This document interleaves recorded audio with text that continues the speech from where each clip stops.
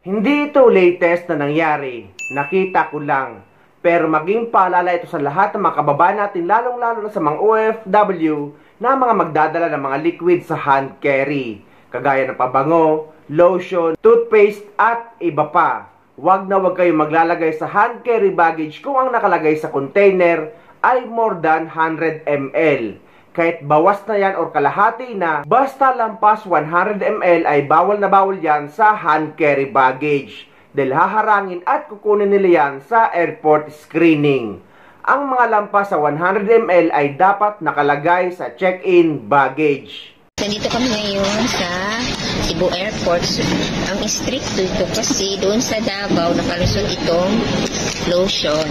Pero dito talagang hinanap nila. So, dapat daw 100 ml lang. So, ang ginawa namin is ito. Buti na naman nila ko nito. Tsaka yung isang friend ko, meron din siyang dala. Nilipat namin. Tsaka yung isa sa na yung iba. Can you borrow? The other one? You make it. So, ilipat ko ito ngayon dito. So, this one. Sana yung lotion na ito. Ito yung lotion na.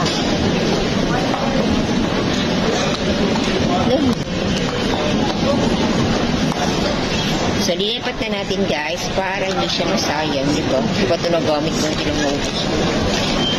So, lipat na lang natin. So, yan. 100 ml lang. Pag dito ka dadayaan dito kayo dadaan sa Cebu Airport, so dapat yung mga hand carry nyo is not more than 100 ml. Kasi pag nakita nila, goodbye.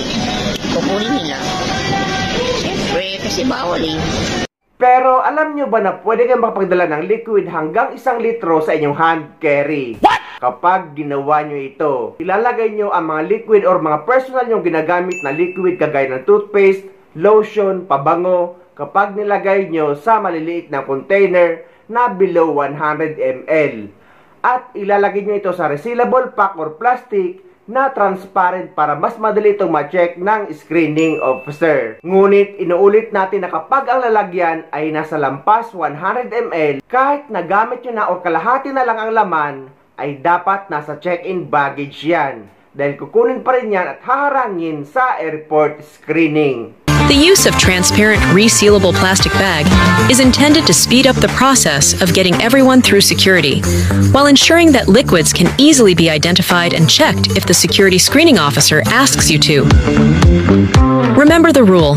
Liquids to be placed in carry-on bag must be 100 milliliters and below, and that these must be placed inside a resealable transparent bag measuring 1 liter. Only one transparent resealable plastic bag shall be allowed per passenger. Meanwhile, liquids in containers of more than 100 milliliters shall be placed inside your checked baggage. Sa mga nagtatanong naman kung ilan daw ba mga pabango, lotion, shampoo, alak ang pwede dalhin sa check-in baggage. Base naman guys sa customs rules na makikita nyo sa customs website, ang pabango ay makakapagdala kayo ng 5 bottles. Sa lotion, 2 kg at sa shampoo ay 2 kg din. Sa mga alak naman ay maximum na 2 bote lang ang allowed at hindi nyo ito kailangan i-declare. Pero sa atin naman kasi mga Pilipino ay likas sa atin mahilig magdala ng mga pasalubong. Kagaya ko, nung umuwi ako ay 10 pabango na tag 100 ml ang nadala ko pa uwi sa Pilipinas dahil nga pasalubong ko sa mga kamag-anak ko. Basta guys, yung parating yung dinadala sa inyong bakasyon ng mga simpleng pasalubong lang na hindi naman in commercial quantities, ay hindi naman yan kailangan i-declare at okay lang yan. Pero sa alak guys, ay 2 bote lang talaga ang maximum na pwede nyo dalhin na hindi nyo kailangang i-declare.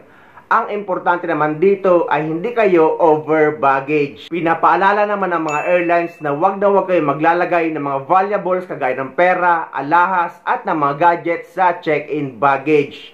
Dahil ang gadgets ay mahigpit na pinagbabawal sa check-in baggage dahil pwede yan mag-cause ng sunog. Dapat yan ay nakalagay sa hand carry baggage dahil kahit anong man ang mangyari ay makikita agad ng mga airlines crew. Ganon din sa alahas at pera. Wag na wag nyo itong ilalagay sa check-in baggage dahil pwede yang mawala or nakawin. So ayun guys, sana may nakuha kayong idea at sana nakatulong ang video na ito sa inyo.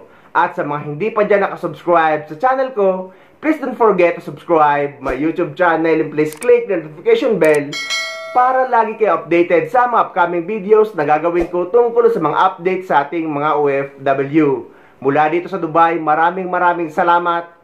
See you next time.